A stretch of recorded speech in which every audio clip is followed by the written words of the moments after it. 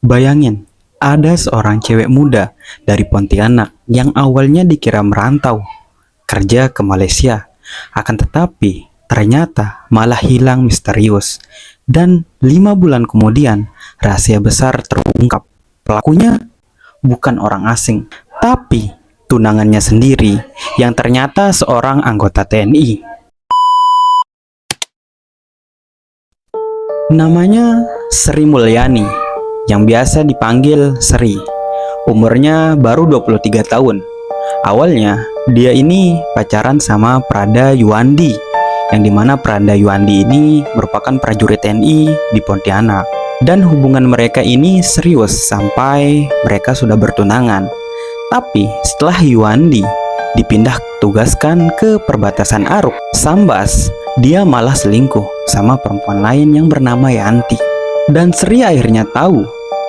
Ketika dia tahu tersebut, dia kemudian ribut besar sampai akhirnya mereka putus.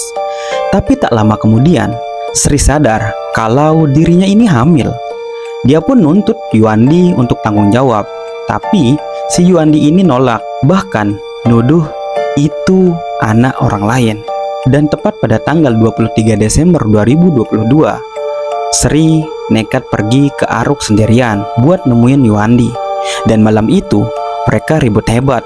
Dan tragisnya, si Yuandi ini tega ngebawa Sri ke rumah kosong.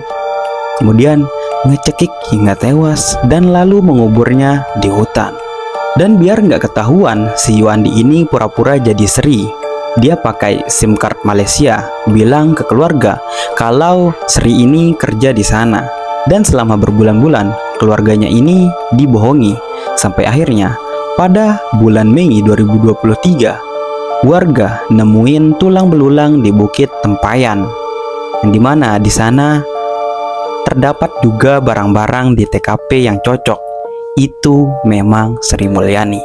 Dan Yuandi akhirnya ditangkap dan diadili di pengadilan militer dan dijatuhi hukuman penjara seumur hidup serta dipecat secara tidak hormat. Dan kasus ini menjadi bukti kalau cinta yang salah arah bisa berakhir tragis, bahkan sampai merenggut nyawa sekalipun.